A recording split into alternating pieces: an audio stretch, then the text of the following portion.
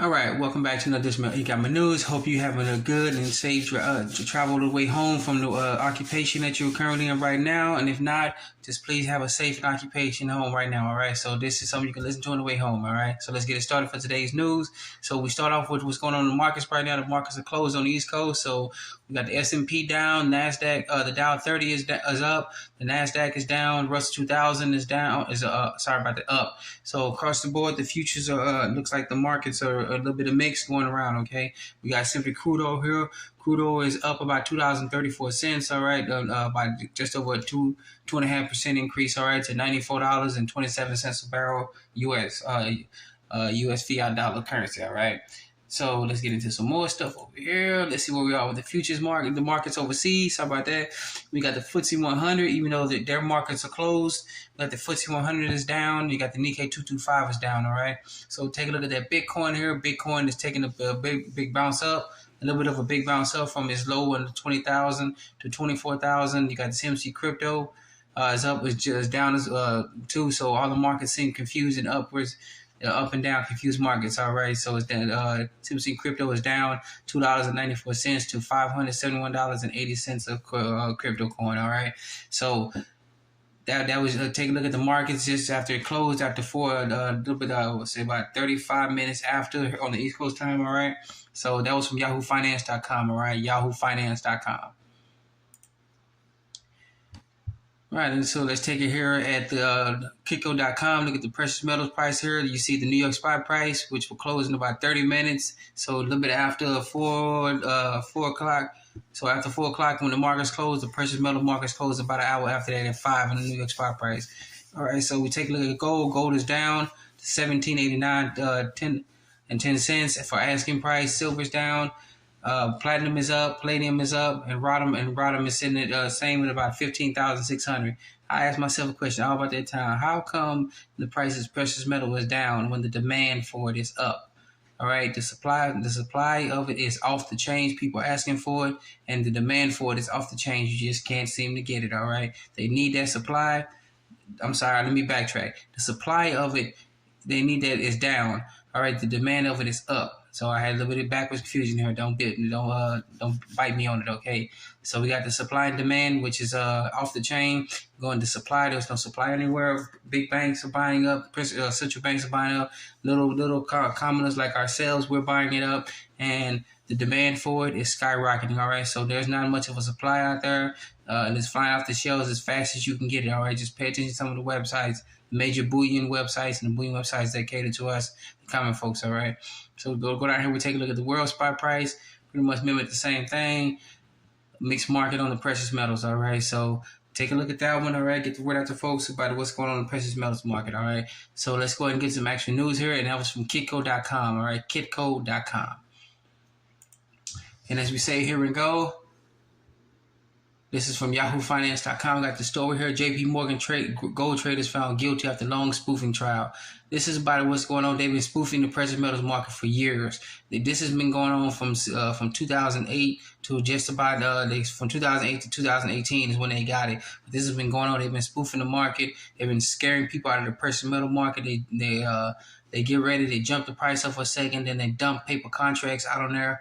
And then they drive the price down. People sell, and then they buy what the people have dumped onto the market. And they're not buying the paper contracts they dumped on the market. They're buying the precious metals that are being sold back to everybody else. They're buying the mining stocks out, the real miners that are going out and doing this. So that they've been found guilty about what's going on here. So go ahead and get this. This is from YahooFinance.com. All right, YahooFinance.com. It's about time they find these people guilty about doing something. All right, just my opinion. All right, and we're sticking here in the U.S. This is from Breitbart.com, and this lets you know that all things are not good. Good as these so-called MSM say it is. All right, U.S. labor productivity suffers biggest crash ever recorded. Labor costs soar most since 1982. Right, so we'll get into a little bit over here. All right, it says productivity crashed over the past year as the economy added workers at a rapid clip. even as the economy output grew slowly. Data at the Department of Labor showed on Tuesday.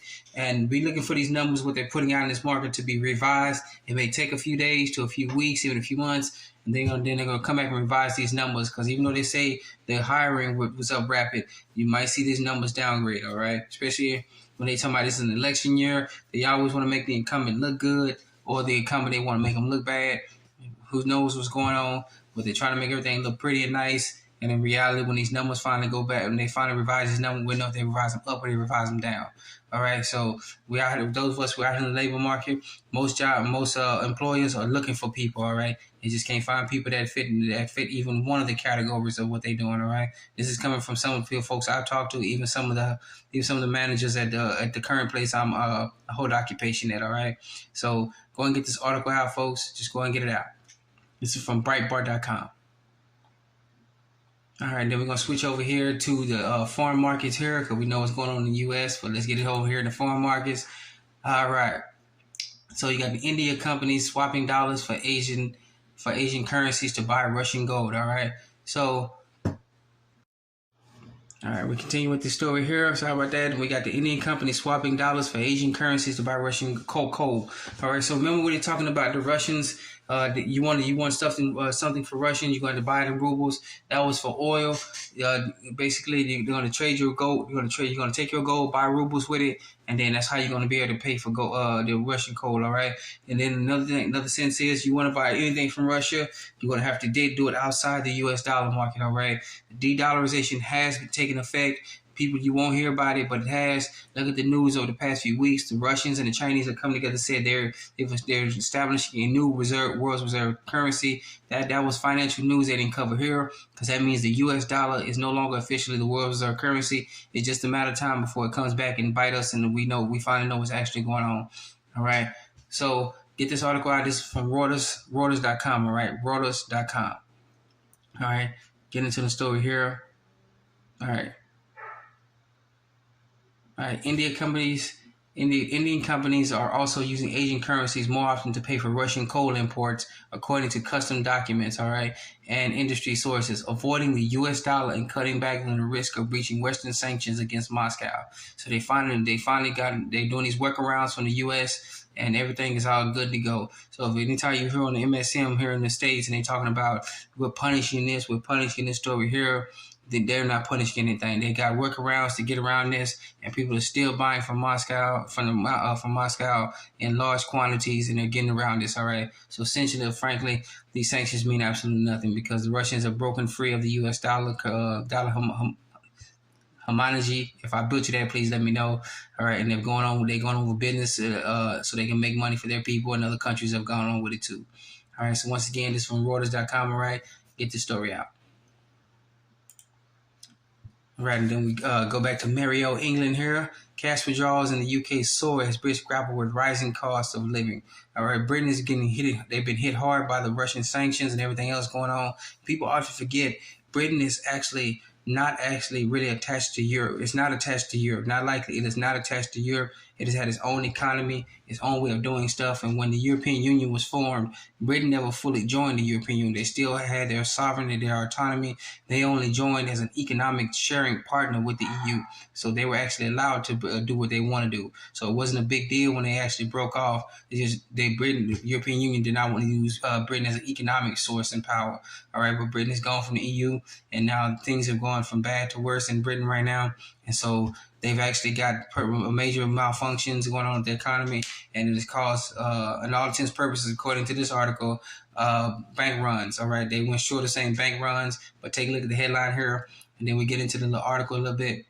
All right, Britons are using cash as a way to manage their budget as inflation in the country is expected to peak over 13% in October. All right, so Britain's post office, which offers bank services as well as mail, handled a record over 801 million euro or $967 million in personal cash withdrawals in July. So that was up. No telling what it might go in August or September. What's going on? We'll get the numbers after such time. All right. So things are getting hot and heavy in England right now. Go ahead and get this article out. We say a little prayer to help our brothers and sisters out. We say if you want to say a little prayer for them, let's say a little prayer for them. And if you got any friends in England, that's the UK, let's talk to them and see if we can get more and more news. All right, don't be afraid to post it in the comment section. All right, it's much appreciated. All right, and then we just get here for our final story here, and this was a big one here. I want to say the best for last. All right, this is from Jazeera.news. All right, Jazeera.news. All right. Last week, the UK Bank of England raised interest rates of 1.75%. This was meant to seem butch, but frankly, 1.75% interest rate is historically the equivalent to Zippo or zero. The markets didn't care much. The 1 yen coin used to be gold, and now it's aluminum. And made the sarcasm here, the language, the sarcasm. All right, the yen never recovered from its period of inflation, but Japan's economy did. A huge wealth was created. All right, so in the end of inflation, cash is trash. All right, this is coming from the UK, the United Kingdom's Bank of England.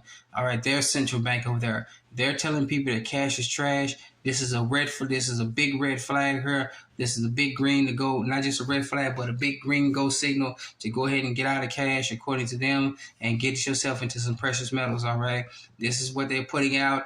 This is coming from the Bank of England. If they're telling you cash is trash, their central bank, one of the dominant central banks in the world, all right, that should let you know point blank about what's actually going on. That the Bank of England said this is trash. All right, so go and get this article out. Get it out to as many people as you can. Let them know that the major central bank is telling you that the cash is trash. I wonder when the Federal Reserve here, our central bank, is going to come out and say it.